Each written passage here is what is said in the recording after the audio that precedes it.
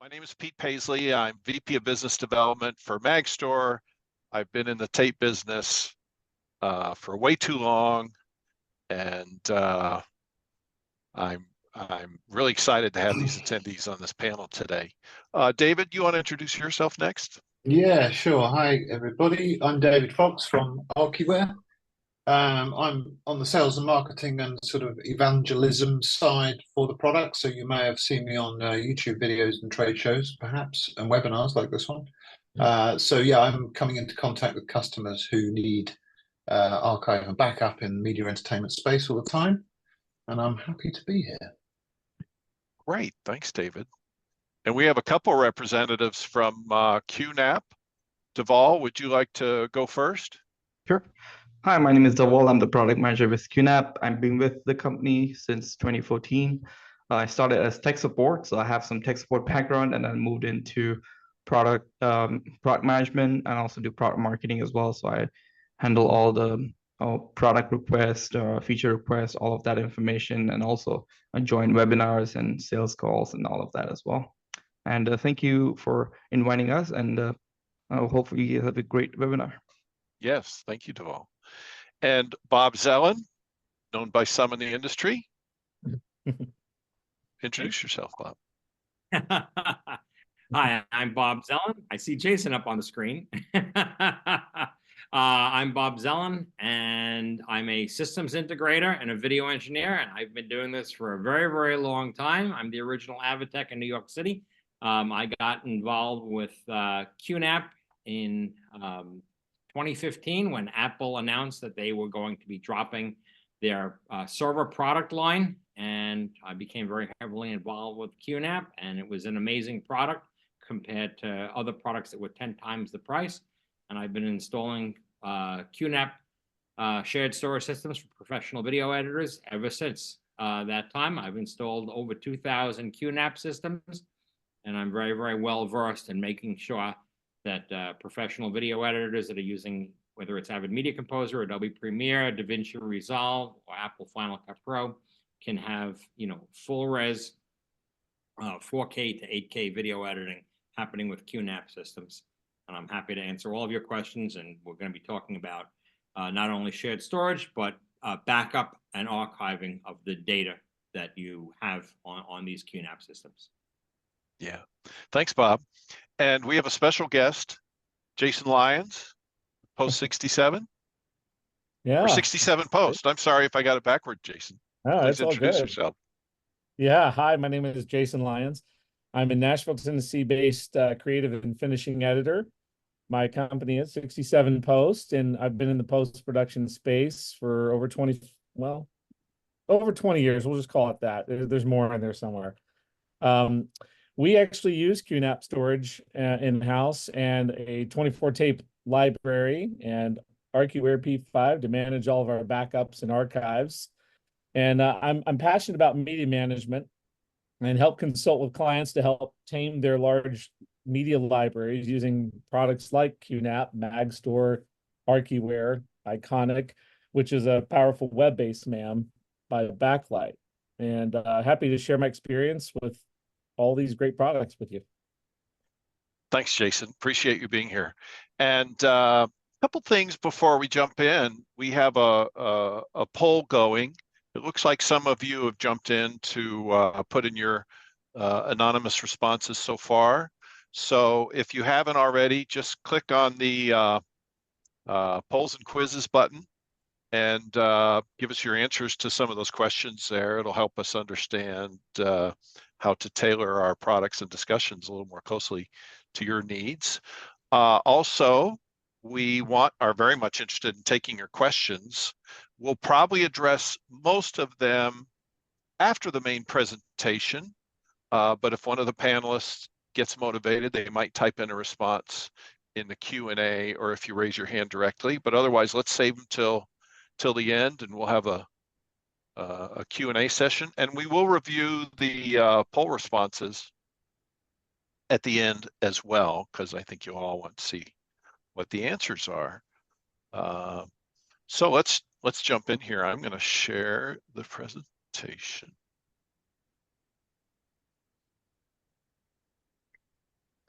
So data protection best practices on QNAP storage.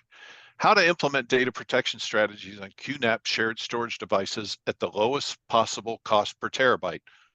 Plus, creative ways to preserve files and media for the long term as it relates to P5 archives and MagStor. These are some of the common challenges to data protection practices today. We all know and have probably heard about the 3-2-1 principle: 3 copies of data, 2 different types of media, keep one off-site, and there's some extensions to that we'll talk about as it progresses. But it's hard for us in this busy environment today, or due to cost reasons, to always implement that in even its basic form. So we want to talk a little bit about data security, disaster recovery, and data preservation, and the planning and effort that should be dedicated to that. Data recovery options are often overlooked as well, such as documentation, encryption, access control, disaster recovery. So we'll try to talk about some of those points as well. And network infrastructure sometimes doesn't support optimal client and storage access. But we're also going to be talking about some different examples of QNAP configurations, MagStor configurations with Archiware software, cost per terabyte, and the overall costs of some of these example bundles, just to give some of you an idea who might not have already bought QNAP or tape backup or archive equipment, what some of these costs are and how to affect or impact that bottom line cost per terabyte of storage for primary or backup copies of data. So to start, Bob Zelin from QNAP is going to talk a little bit about the QNAP company and product line. Bob, all yours. Hi, everybody. All right. Well, again, when people wind up getting involved with shared storage, nobody ever wants to buy shared storage. Nobody wants to buy anything. They want to keep their costs down to the absolute minimum. So typical editors will wind up buying individual drives, and if they're successful within a very short period of time, they'll wind up with stacks of drives from G-Tech or Promise or Western Digital, and they'll say, oh my God, this is getting out of control. I need to be able to have one place to consolidate all this data. And especially if somebody has more than one person who they're working with, they quickly realize that it becomes ridiculous that they need to be able to buy, create 2 sets of drives so that 2 editors or more than 2 editors can have the same data. So the ability to have network attached storage allows you to have one system which multiple people can now share. And that doesn't make a difference whether it's 2 people or 20 people, that they want to be able to have one system that everybody can wind up sharing the same data and be able to play back the media at the same time. So typically when people get started doing this, they buy the smallest possible system, and that system with a QNAP would either be a 6-bay or an 8-bay, and in 2024, that product would be the QNAP TVS H674, which is a 6-bay, or a QNAP TVS H874. And I'm mentioning these particular products because these are the least expensive ways for somebody to get started who's doing professional video editing, and they want to be able to have shared storage that multiple people can wind up working with. So in this particular system that you're looking at right now, this is the TVS H874. You would add 2 internal M.2 NVMe drives to be running the QUTS operating system, which is the ZFS operating system. Then you would add 8 matching 7200 RPM SATA drives, and now you would have a working system. We put a 10 gig card inside one of the PCIe slots in the back of this, and this could now go to individual computers or a 10 gig switch so that multiple people could plug in and everybody could be sharing the same media. But what people wind up realizing very, very quickly is that they run out of room because today's video files are enormous.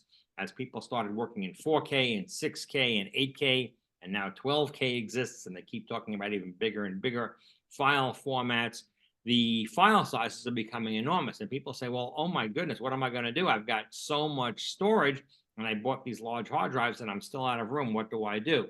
So you can wind up now buying another expansion chassis, or you can wind up buying a second system in order to have more storage, but this becomes very expensive.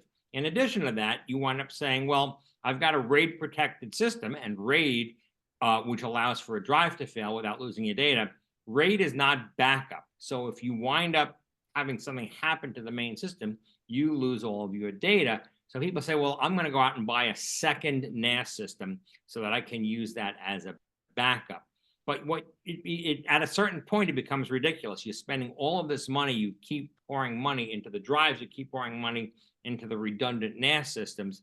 And you're saying there's got to be a better way of doing this. So you wind up saying, well, how can we get this stuff off-site? Now, you certainly can put a second QNAP system off-site, which I do all the time, and use software programs in order to back up from point A to point B. But what you quickly realize is this process is a very, very slow process. The internet, at least in North America, is very, very slow, and you cannot transfer terabytes of data over the internet. So you say, well, how are we going to do this? If I keep everything in my facility, you wind up then risking, if there's a fire or theft or vandalism, then you're going to wind up losing your data. So this is the reason why LTO has become so important. You want to say, well, we need to get some sort of tape backup system so when I make that backup, I can take these tapes off-site. So in addition to this entry-level system, the TVS H874, the next system, which I can show you, and when we go to the next slide, is the TVS H1288X. This system is about a year older than the TVS H874, but this system comes complete. So you're not adding a 10 gig card. You don't have to open the box in order to put the M.2 NVMe drives in. You can just pop two little 500 gig SSD drives right in the front. That runs your operating system. You've got your 8 drives.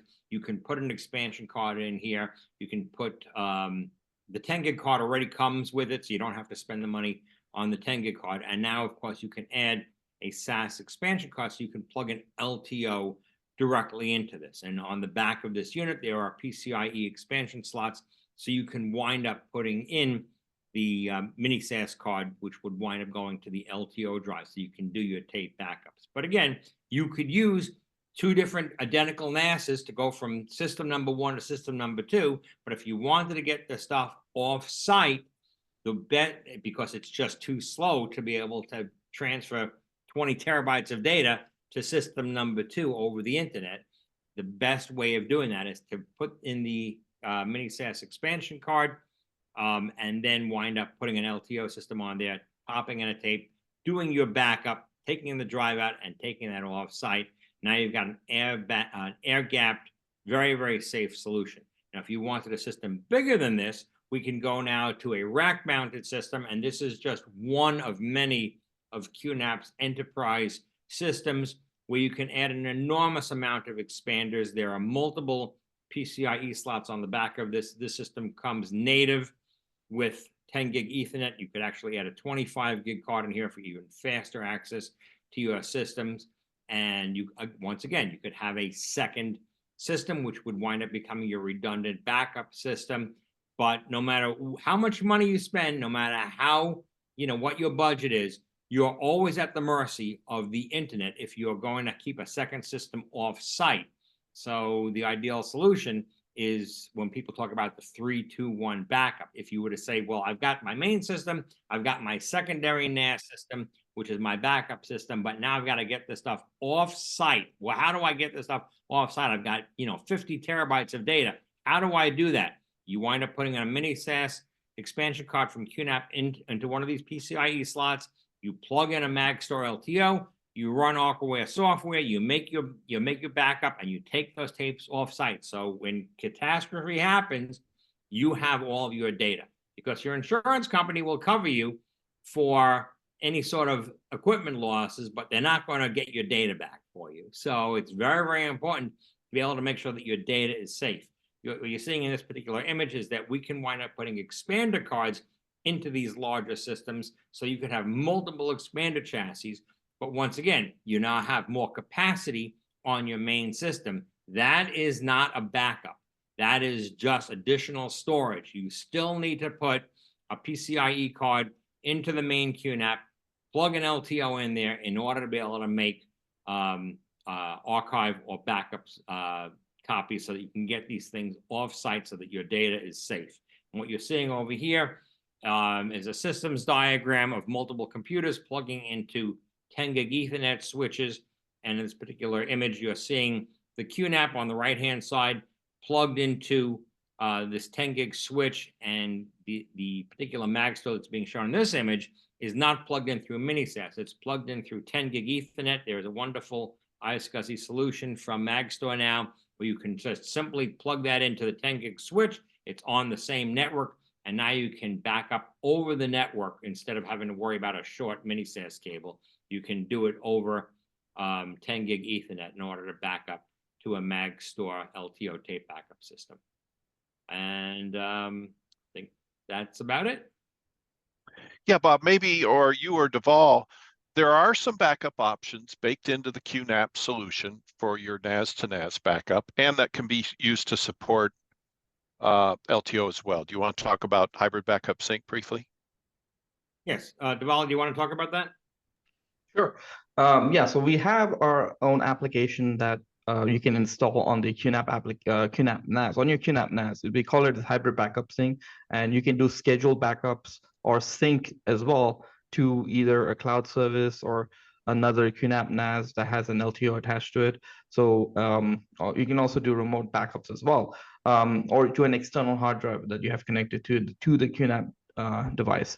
With this, you can do daily backups. You can do, we soon going to be introducing a feature where it will do like an offline type backup where we can achieve a 322 or 32110 backup options. And you can also schedule your content checking or checksum checking as well for your backup, so you don't have to restore to ensure that there's no corruption in your backup as well. And it'll give you a daily report or hourly report depending on how much you like how critical is your data. And then you can confirm that all your backups are fine as well. And you can schedule this backup every hourly, daily, weekly. You have a lot of different options as well. And you can, and then on file system level, you have snapshots as well, where you can do a snapshot of your data. And then you can also do real-time backup as well, where it'll do, if you have another QNAP NAS, you can do a real-time copy to the second QNAP as well. So we have multiple options for the customers. And also a bit about your different file system choices, etc. Deval. Sure. This year, actually, QNAP is celebrating its 20th year anniversary. So we started this when we introduced our first NAS. It came with the QTS operating system, which was based on ext4 file system, and which we still continue to support that. But since we introduced, I think last 5 to 6 years, we introduced this new operating system. It's based on ZFS operating system. It's more for enterprise customers or small business or anything above small business, where you have more options for backups, like sync options, as well as it can handle large data. So you can actually expand up to 5 petabyte of storage capacity in a single NAS or with expansions connected to it. With the QTS operating system, you're still limited to 308 terabyte or 250 terabytes of volume capacity. But it does not require that higher RAM. So all of our home NAS is like a 1 bay, 2 bay, 3 bay, 4 bay NAS comes with the QTS operating system, but once you start with business applications, our larger NASs comes with default with QTS Hero operating system, since it supports large RAM capacity, because Hero with CFS, we all know that it requires more RAM, since it uses the RAM as caching mechanism as well. So, and that's what we recommend as well. Thanks, Deval. And just to point out that Archiware is an option that can run directly on the QNAP box. There are some other configurations MagStor and Archiware supports where it can run on a backup server on your network or a client.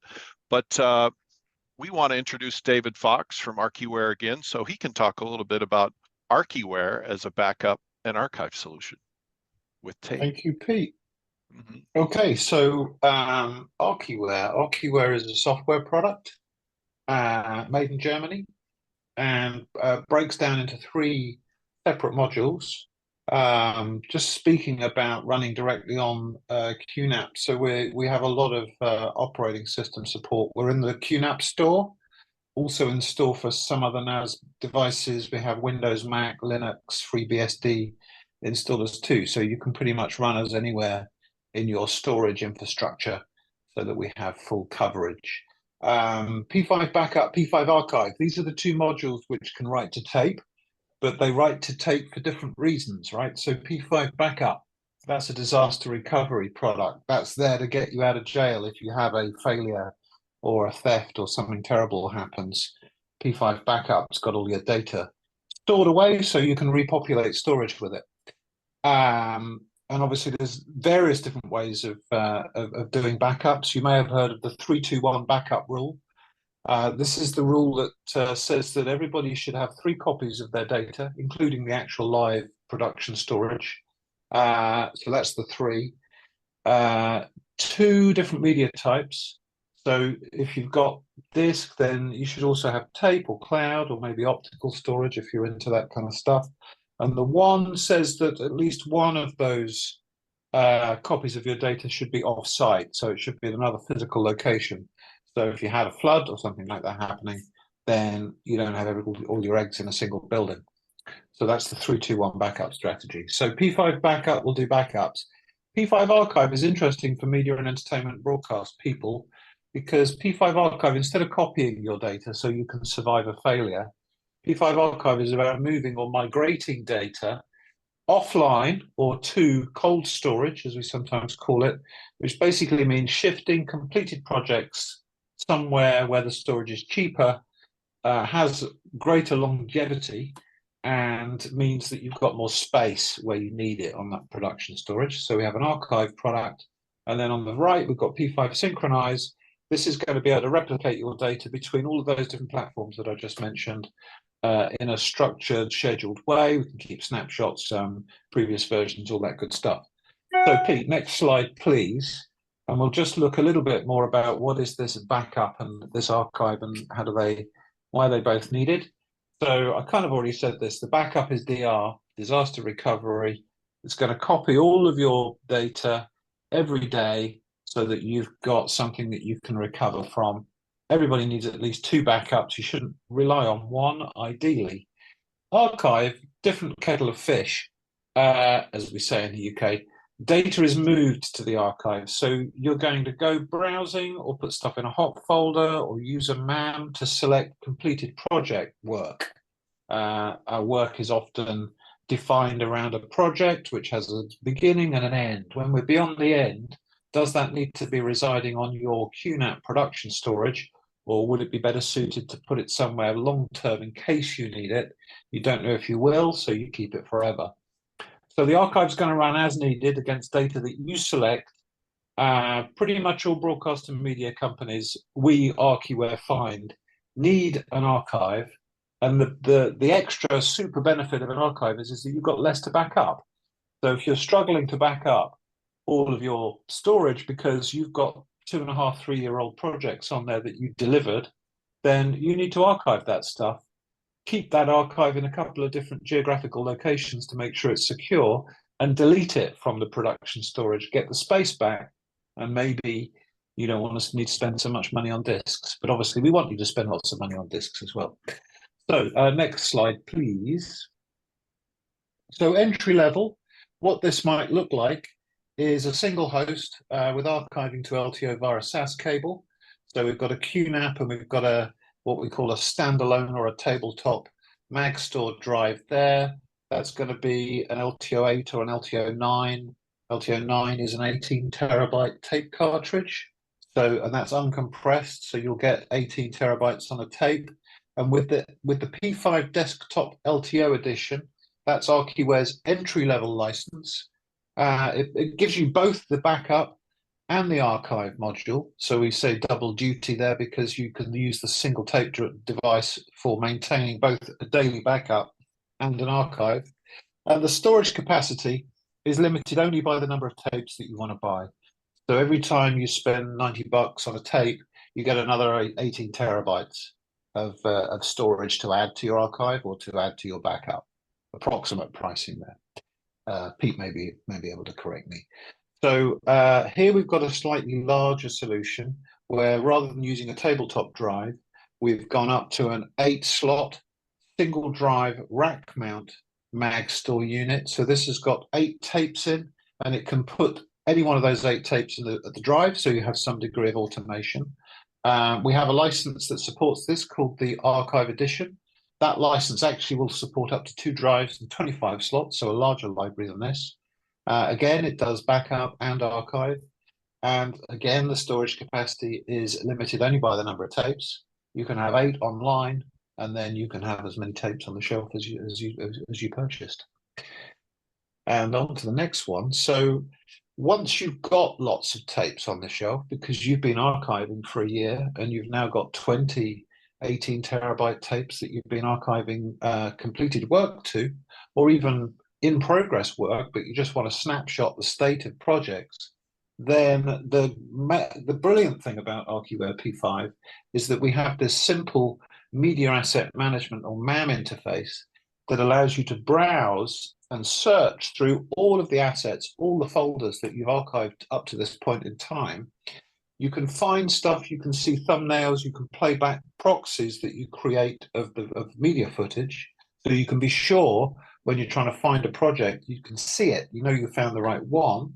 And then from there, you can elect to recover a folder or folders back to disk, and P5 will manage this process. It will tell you which tapes you need to put in the drive.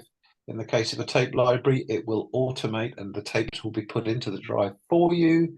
We will span data from one tape to the next where you've got large files. So everything is taken care of. All you need to do is use this web interface, search, browse, see stuff, restore stuff, and everything happens automatically for you. Next slide, Pete. So a new feature that we introduced about 12 months ago is the ability for us to present your LTO library and tapes via an S3 interface. So then software running as an S3 client, so basically other backup, archive, media asset management type software that can write to S3 cloud storage, can now write to your tape hardware and your on-prem infrastructure.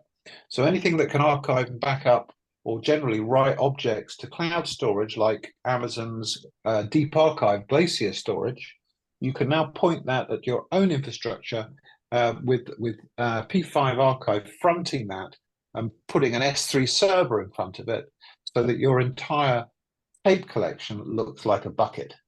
So you've got a bucket, you put stuff in the bucket, it goes onto tape, you request stuff out of the bucket, and it's a restore process. This also means that an organization with maybe more than one office can have a central tape library, a central archive facility, and have that access from multiple sites. So that's one thing I just wanted to talk about. And finally, P5 has a number of integrations with third-party media asset management products, a lot of which are very popular in media and entertainment. So products like CatDV, Cantimo Portal, they all have plugins which allow them to talk to us, P5 Archive, plus your LTO hardware. So you can click in within Cantimo Portal, for example, on a project, so you want to archive it, and off it goes to LTO tape. So this whole process is managed from the interface that you're already familiar with. And you'll find a load of other P5 integration products on Archiware's website under their solutions page. So with that, I'm going to hand you back to Pete. Thanks, David. And I wanted to, we had a question and I kind of hit the wrong button, so let's address it now. Is there a labeling system for standalone LTO drive users? And David, maybe you'd like to take that one. Yeah, I'll take that. So yeah, there is. You if you've got 5 tapes and you create a pool called Archive 2024, you say you want to label tapes into that pool.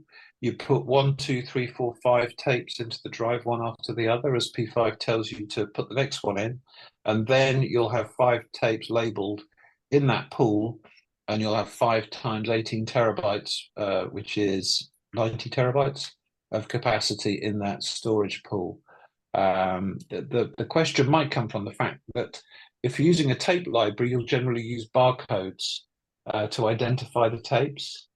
So with a barcoded system, in a tape library, you're labeling tapes, and we're storing the barcodes.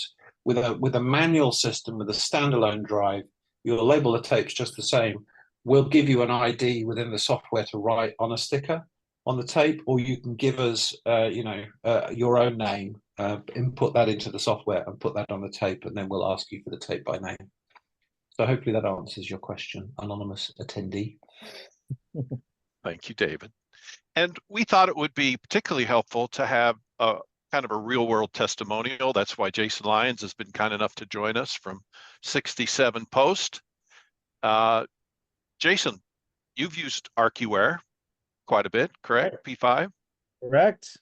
With Yeah, tape and QNAP. So maybe you could share some of your most sure. important insights on that experience. Sure, it's been a fun journey, kind of getting here. But like in post production, we're used to dealing with big, heavy files, right? And to properly back those up and manage archives pose some real questions for us. And so, do we get another NAS like Bob was mentioning to mirror the first one? Of course, that consumes a lot of energy. Do we go to the cloud, which has advantages but also disadvantages? Like it's safe and it's secure, but it's costly and it takes a while to get your backups down if you need them. So for us, when I was researching a solution for shared storage and LTO management, I kept running across Bob Zelin and David Fox's name and in the forums and YouTube videos, and you really can't go anywhere in the shared storage forums without seeing Bob's matter-of-fact explanations of how to get the best storage experience from a QNAP. So I finally called Bob and we worked together to select the right QNAP. He gave some good guidance on what hard drives to get. So we hired him to help set it up for us. And it's been a solid workhorse over the past few years. And then when it came time to figure out what are we doing to manage all these LTO instances, all these tapes and stuff. So I was introduced to Archiware P5 by Richie Murray at Bridge Digital here in Nashville. And as I looked at Archiware further, I kept coming across David Fox's Archiware P5 Masterclass on YouTube. So I highly recommend you checking out that series if you're interested in Archiware P5, because there's a lot of great info there. You'll understand how it works and the thought process behind setting up pools and volumes and stuff. It's really, really great. So once we got the QNAP up and running, then we connected our LTO8 directly to the QNAP, and it's a LTO8 24 tape library. And we connected that via SAS, and it's of course managed right there on the QNAP with Archiware P5 running natively. So for our purposes, our backups, we have an Archiware backup plan that runs against all of the active projects, and it runs every night. And so any new data generated that day, it picks it up. And so we know that we have a nice, safe backup in case of, again, disasters, anything happening, or ransomware, or anything happening to that unit. It's safely stored away on an LTO tape, so we can always get back to where we were. It's kind of like having Apple's time machine for large data sets. So for our archives, early on, I've bought so many RAIDs in my career that there's a time where I'm like, I want to get in front of this somehow. I wanted to kind of draw a line in the sand and get in front of this. And the way I approached it was to purchase a large data, something to put a bunch of stuff on, and then get in front of that by being able to offload the stuff to LTO. And that's served me well so far. And so what we do for those instances is with archives, we use P5 to just archive off our media from the QNAP to 2 sets of tapes. We choose to go, one set goes to Archiware's native P5 format. The second set goes to LTFS, which is more of an open standard. And so now we have 2 sets of archive tape. And now we can free up space on the QNAP for the next project, knowing we can always restore it. Just like clients will call you up and ask for, or let's say you're trying to find something that you need to work on. Well, you can always pull it back in, and it's safe and it just works. So we've had a really good experience with that.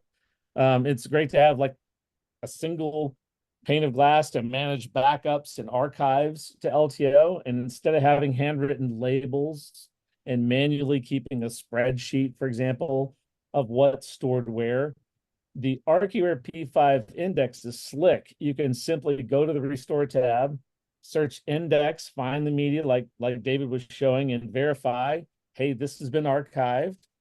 This hasn't. You can compare against your storage. And then you can easily set up a directory or a single file for restore. It just takes all the guesswork out of where your data is stored. It's really slick. So I guess to wrap up, if you're a media-based company and you have several terabytes a month growth rate, which is more and more happening these days, it's just kind of the standard now. These bigger cameras shooting more and more, going from a lossy codec to, say, a raw codec can easily go 10 times larger in file size. So, I mean, think about the implications of now every time you hit record on a camera, you think about, well, how many hard drives, how many LTOs is, we have to somehow figure that out. It used to be way different when film cost a lot of money. You're very protective about when you hit that go button. But reality TV and many other spaces, it's the Wild West, it's vacuum cam. So to wrap up again, if you really want to handle your media needs, you need to get ahead of the situation. And this combination of QNAP and MagStor and Archiware is a great way to take charge of your data management. Thank you, Jason. Yep. Thank you very much. We have some questions that I'm going to push out just a little bit, and there's three kind of questions that tie together. So we'll get to those in a minute. And if you have more questions, let's get them in the Q&A, please, and we'll deal with them shortly here. But we want to talk a little bit about MagStor tape hardware, of course. MagStor makes tape backup qualified and tested to work with QNAP and Archiware P5. And the two primary modes, as Bob mentioned earlier, are SAS direct attached to your QNAP storage. We can also have SAS direct attached to a backup server that's on the same network as the QNAP storage in a 10 or 25 gig environment. And we also have our ePro 10 gig Ethernet attached versions of all our products. We have tabletop drives, we have rack mount iterations, and we have, of course, our tape library configurations. So our story today is around cost-effective storage, because as Bob probably said outright earlier, we're all cheap. We want to get the best bang for the buck we can. QNAP's a fantastic solution for the money, and but we need to keep 3 copies of our data. We all know that's the right thing to do, and we strive to do it. But what's the smartest way to do that for the lowest cost per terabyte? Well, you'll notice in the slides earlier, on the QNAP slides, we did share a cost per terabyte. But here's that same TVSH 874, and if you add a MagStor LTO8 desktop drive to that, we can back up 72 terabytes of storage, but our cost is 36% less per terabyte than the hard drive storage. And that's because, yes, the cost of the tape drive is a little higher up front, but the cost of media is so low. And the fantastic thing is you can keep a second copy, as we've talked about earlier, of those tapes for offsite use, and you can rotate those to keep them updated. And then your tape drive is doing double duty. Then, as David mentioned, you can archive some of this material to tape on additional cartridges to free up space on your main shared storage. So 120 terabytes of backup storage using MagStor LTO9 in this particular example is 28% less. Now, moving up to some larger configurations, 250 terabytes would be 44% less. And just to give you a feel for it, 144 terabytes would be 14 LTO9 tapes. So you might keep 14 on-site and 14 off-site. And as Jason mentioned, though, once you start to get up to this size, you might go, well, I kind of want to automate it. Doing it manually is okay. Now, again, when you first get your tape backup, you're going to probably do a larger backup, and that can take some time. But the daily backups using Archiware P5 are just incremental. So they're going to go rather quickly. But the next step as you get into a larger data store might be a tape library. Now, we jumped up to 1,000 terabyte or 1 petabyte configuration here. using the TSH 1677 from QNAP, 1080 terabytes under RAID 6. Now you can move up to a fully automated tape library backup that sits on your Ethernet network, which in of itself provides some pretty significant advantages in terms of performance and growth capabilities. But this 1,000 terabytes of MagStor ePro connected storage is still 35% less as a hardware cost per terabyte. And the tape automation with Archiware P5 makes managing this tape storage quite easy, as mentioned before. And this would be 56 LTO9 cartridges. Now, you might ask, how do I get those off-site and bring them back? Well, there's 20 slot removable magazines on this particular library. So you might pick up some extra magazines to manage those extra extra tape media cartridges. Now, here's the bottom line on tape versus disk. And we've got a great relationship with QNAP, and we're glad they're open to this, but you know, there's different ways to craft a solution for everybody. And sometimes multiple copies of data on disk first makes the most sense for different users. But the issue with disk is the total cost of ownership is much higher due to the energy use is one issue. Roughly the energy use over 3 years of ownership of a spinning disk system can equal the cost of the hardware to begin with. It makes it much more expensive. So when you factor in the total cost of ownership over 3 years, MagStor ePro 10G LTO9 library with 40 slots that I showed in the prior slide is 69% less total cost of ownership over 3 years than the QNAP we had made it up to it in that configuration with the petabyte of storage. It's 154% less expensive than S3 Glacier Deep Archive, and Backblaze is even more expensive. That's more of an all-you-can-eat model. Tape is definitely the lowest cost per terabyte by a significant margin, particularly when you factor in I can use it a couple times, 3 times over for multiple copies, and the cost of ownership, because you don't keep it energized all the time. Spinning disk systems are running 24/7. Tape systems only run when they're doing their backups or restores. Can I just butt in there, Pete? And Of just course, add another David. thing, which occurs to me while we're looking at the comparison of disk and tape, and that's just to say that tapes last longer than disks. So if you're looking to archive to somewhere so that you can keep this project that you've just completed that you might need in 15 years, God forbid, then tapes last a lot longer than hard drives. Hard drives are complex little machines of bearings and lots of moving parts, whereas an LTO tape, just a reel of tape in a plastic box. So if you 30-year lifespan on tape. Yeah, if you keep it in a non-humid environment, look after it, Please. keep it in its box, which is what everybody does, then these things are going to still work many years down the line. Yeah, I think that's also worth mentioning, particularly as an archive medium. And Bob mentioned it, but I just want to reiterate, it's air-gapped storage. Once you take it offline as a backup or an archive, and particularly once you take it off-site, it is the most secure form of storage as well, because it's air-gapped, it's immune to cyber attacks, et cetera, et cetera. One thing, right. if I can add, Sure, Bob. can I add something in? Yeah. There's a wonderful thing as people are listening to this and they're saying, "Oh, these guys are crazy." It's like they want me to just spend more money on LTO tape. They want me to spend more money on a second NAS system from QNAP. I'm just going to go to the cloud.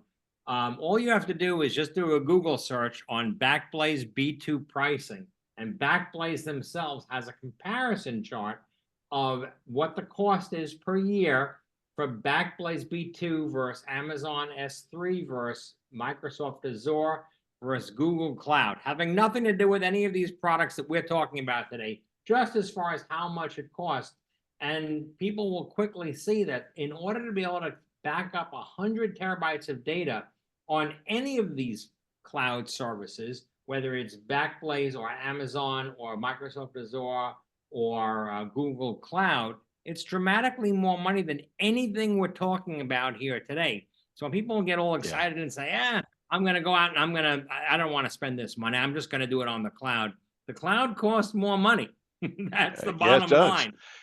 And we're trying to convince people with Archiware P5 and our hardware, build your own cloud.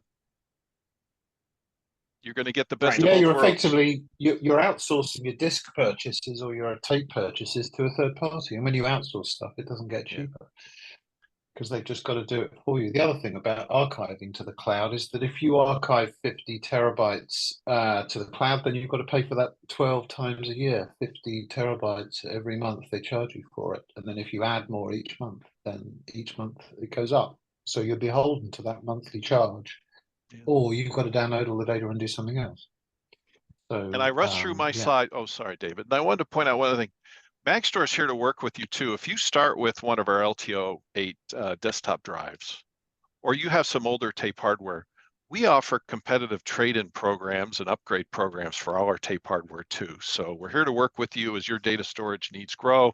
Start with a desktop device, LTO-8, move up to a library. We'll reutilize that drive for you in the library or take it as a trade-in, et cetera, et cetera. So we got some great questions that have come in, and I really want to dig into those. But first, let's take a minute to look at the webinar results. Now, you can all probably see the answers on the poll results, I think, like I can. But here's what we got in our morning session today from Europe. Half the people said they keep 3 total copies. Fantastic. So we're preaching to the choir, which is good news here. Some people only keep 2 total copies, and some people are doing even better with 22% are keeping 2 copies, with 1 always offsite. And the jokesters in the crowd said, copy that, good buddy. All right. How much shared storage do you manage today? Just so you know how you're kind of there with your peers. Kind of equally split between 1 to 50 terabytes, 51 to 150, 151 to 250. But we all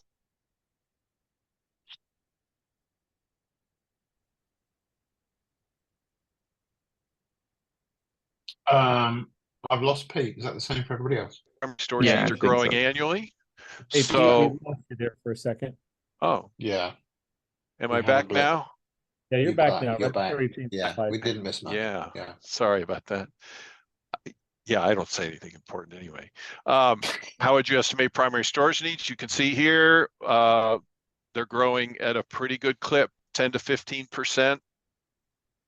Most people answered 5 to 10, which in of itself, year over year, it's just like inflation. It adds up. So you got to plan ahead, like Jason was saying. And some of you at 1 to 5%, and some of you answered faster than the national debt. Thank you. And some of you have experienced data loss.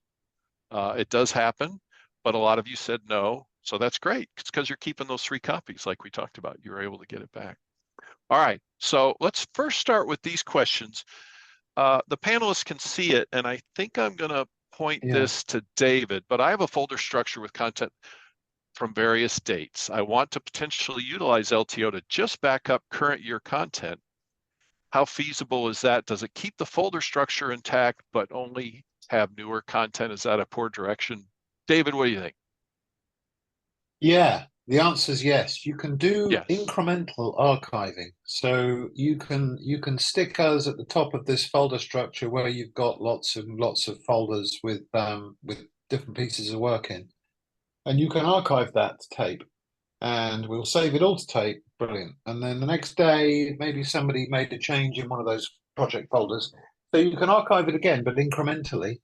And the effect of that will be that we'll create another snapshot in the index, and we'll track the changes. So I think that's what you're asking. It keeps the folder structure intact. Newer content will get added in. If you want to go back in time, like Time Machine, like Jason was mentioning, and see what was there a month ago, you can also do that. There's 2 follow-ons, so I'll take those at the same time from the same person. Can you restore certain files, or do you have to restore the entire tape? No. So earlier on, I showed you a screenshot of like a grid and doing a search and so on. So you can go into that interface you can find a folder that you want to restore, put that in the basket, find a couple more, put those in the basket, and then run that restore. If that means we've got to load 3 different tapes to do the restore, then we'll either tell you which tapes we need if you're interacting with a standalone drive, or if you've got a library and the tapes are in the library, then it'll just all be automated. So yeah, that one is answered. And then the final part to the question, to follow up hundreds of folders, so manually selecting content wouldn't be feasible. So no, you don't need to do that. You can just point us at the folder above and archive everything below that folder. I think that would be the easiest way for you to work. There are other ways to do it. You can add filters and only archive folders or files that match filters and get deeper in like that. But I think either way, you'd find a way to do what you need to do. So Yeah, yeah, and thanks for the I want to question. point out too that so all MagStor products come with LTFS software bundled with our libraries, standalone drives, etc. But Archiware has such a rich feature set and is so extensible. Just as Jason went into earlier, you can start with just the backup piece or the backup and the archive piece. P5 Synchronize adds a lot of power to it if you want to use a single pane of glass or Archiware to manage all these elements of your backup and data protection strategy.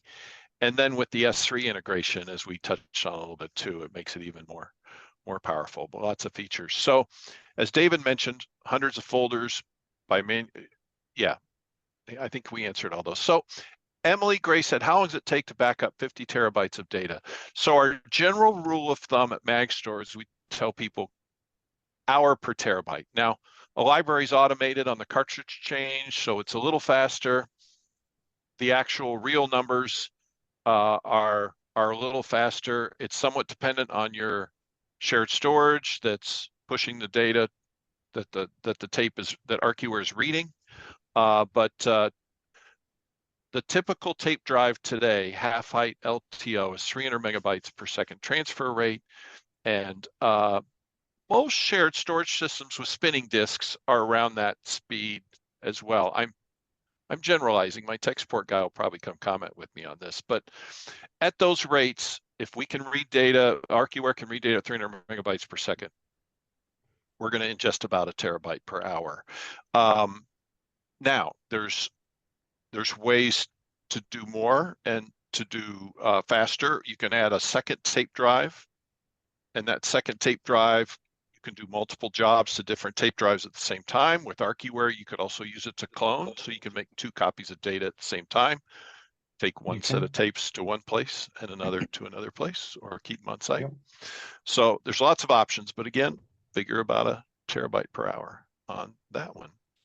Pete, I just thought while we're taking questions, do you want to take the slide screen share off, and then we'll have our... Oh, yes, thank you. People can see our beautiful faces while we're talking. Yeah, so let me unshare.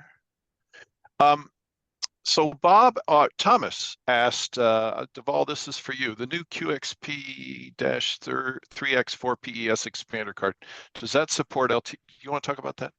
Sure. The QXP 3X4 PES is actually for our new PES expander. There are more SATA expanders, so they would not be able to support SAS LTO drives. We still are continuing to use the QXP, the 820 SAS expansion card. So if you want to use LTO drives, you want to use the QXP 820. And you want to use with expansions. Most of our QNAP comes with dual PCIe expansion slots, so you can use both cards at the same time. Have one connected to LTO, the other one connected to our PES expansion cards. We are hoping the next, I think early next year, we'll have our new SAS expansion cards as well.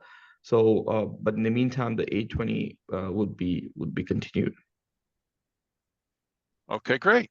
And why don't you take this next one, Deval, from Bob? Will we be seeing QNAP solutions with greater densities of NVMe?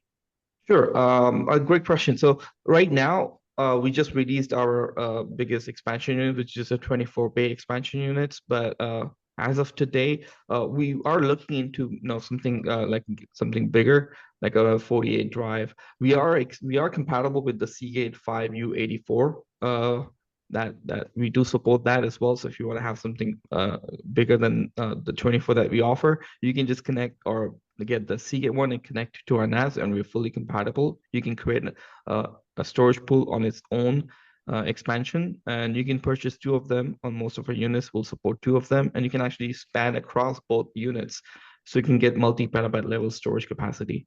But right now, to be honest, we don't have anything coming up in the pipeline, but we are looking into something like that. And I'll put in your requests as well, just to push them as well. Yeah, thanks for the question, Bob. And Ulysses Ruiz, I just sent you an email just now. So thanks for your interest, and I look forward to talking to you. And I can connect you or anybody who wants to inquire with anyone on the panel here today for follow-up. So Ulysses, I'm going to lower your raised hand, but thanks for the inquiry.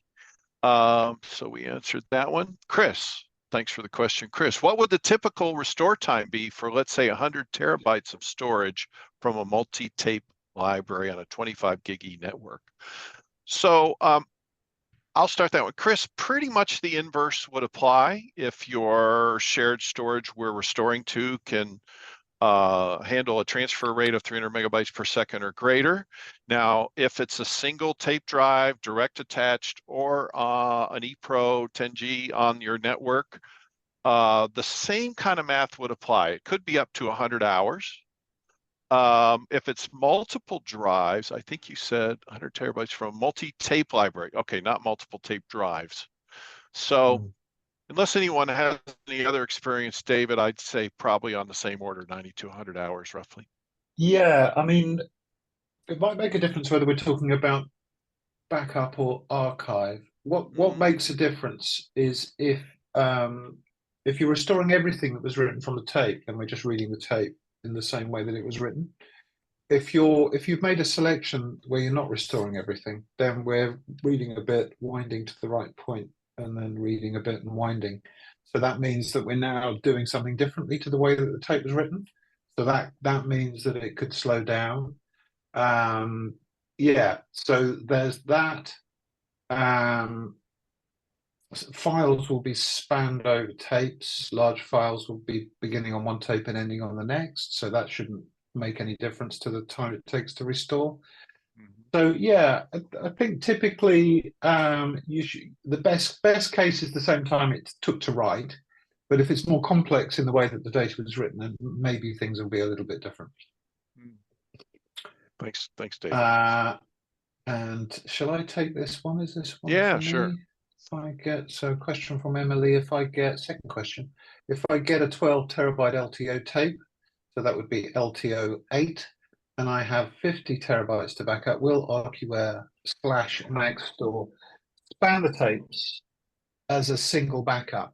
So yeah, we will. So you've got 50 tapes, it's going to fit on 50 terabytes going to fit on 4 or 5 tapes.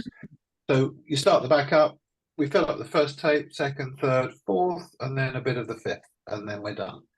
So yeah, you don't need to think about tapes, you just need to keep feeding them in until you're done. If you've got a library, you don't really need to think about tapes at all. You just think about what you want to back up, what you want to restore, and Archiware will handle the tape side of it. Yeah. Hey, David, I was wondering if they are barcode labeled tapes used in our desktop drive, do some users add a scanner to help ease or is it just as simple to use the tools in your software you mentioned earlier where you can help them create labels? Yeah, it's easy. If you're using a standalone drive, it's easier to write something human readable on the spine of the tape, and then put that inside a P5, and then P5 will say we need backup tape A, or whatever you called it, and you can find that more easily. You can use barcodes if you want, but the barcode readers, in my experience, are always inside the tape libraries, so you don't really get external ones. Yeah. Thank you. Thomas asked a question we should give to Deval, I think. Yeah, so definitely you can use the HBS backup software, which is a hybrid backup sync software that you can do. You can schedule backups offsite to another location, and from there you can use Archiware P5 software to be able to do a backup to the tape attached to that NAS as well. So yeah, we do support, we fully support that as well. Thank you. Yeah, and Bob, maybe you want to comment on that a bit more. We did touch on it earlier, where a customer might choose to use a second QNAP NAS are using hybrid backup sync, right? Which has application features and stuff built into it to take that first copy over to another QNAP NAS, right? Yes. So what you would do is if you had two QNAP NASs and they were both on site, you would put them both on the same 10 gig network or the same 25 gig network, and you would use hybrid backup sync to go from system number 1 to system number 2. And again, over a 10 gig network, you could just generally say you would average about 1 hour per terabyte. So if you were backing up 50 terabytes, you're talking about 50 hours. It's actually a little bit faster than that, but it's a good rule of thumb, because depending on the material, whether you got huge video block files or individual small photos and small audio files, it averages about an hour per terabyte. But now you say, well, wait a minute, I don't want that second QNAP NAS to wind up being on site, because what if we have a fire? What if we have a flood? What if we have theft? I want to keep that off site. So what we wind up doing is we still use hybrid backup sync, but we wind up using software programs that are safe, that don't require ports to be opened up on the internet router. One of them is zero tier, the other one is Tailscale, and they're both supported on QNAP. And then I can go from location A, QNAP 1 at location A, to QNAP 2 at location B. You are now at the complete mercy of your internet speeds. And the internet speeds in North America are very, very slow. So people that get used to doing, 4 terabytes in 4 hours, they say, well, that's great. I started the backup job and I go home and that's it. When you're dealing with doing 4 terabytes over the internet, it's going to take forever. It's a very, very slow process. You not only, people say, oh no, I've got a gig connection. Well, a gig is not a 10 gig connection, but when typical cable companies tell you that you're going to have a gig connection, they mean your download speed. They don't mean your upload speed. So a 900 megabit per second download speed typically will mean a 40 megabit per second upload speed. So you've got to be able to get from QNAP 1 over to QNAP 2, and all of a sudden you're crawling because your upload speeds are so terrible. See what I'm saying? Well, this is ridiculous. How do I wind up backing up all this data and get this stuff off site so that it's safe? LTO is really the only answer at this point, because it's just too slow. I tell people that if you want to be able to do a nightly backup, that's great. If you're adding 100 or 200 gigs of data, then that winds up working. When you come back from a field shoot in the video industry and you've just transferred 4 terabytes of data, how do you get that stuff backed up and off site immediately? LTO is your only answer at this point. You need this guy. He can get the data off site quicker than your internet connection. Exactly. He's the man. Exactly. Yeah. And Bob, thank you so much for that answer. And I want to add in too, since we're a little bit over time, if you have any questions, shoot an email to pete@magstor.com. I'm happy to get you in touch with any of the panelists here, and we can help you configure a QNAP or Archiware or MagStor solution, all the above, that works best for you. We can also help with all your implementation services as needed. Bob's company, Rescue One, that's what he does. So if you want to spend some quality time with any of us, particularly Bob, buy a QNAP bundle. We'll help you get a good price on the QNAP bundle from QNAP and from MagStor, and MagStor can provide the Archiware. And we have Archiware implementation services too. So for some of the larger implementations that use multiple modules from Archiware, that can take a little bit of experience in the setup, and we're here to help you with that. So again, email pete@magstor.com with any questions. And in closing, I want to thank our panelists. You've been fantastic. I hope the attendees all found the content compelling and interesting and well worth their time today. But great panel. Thanks, gentlemen, for joining us. Really appreciate it. Thank you, everyone. Thank you.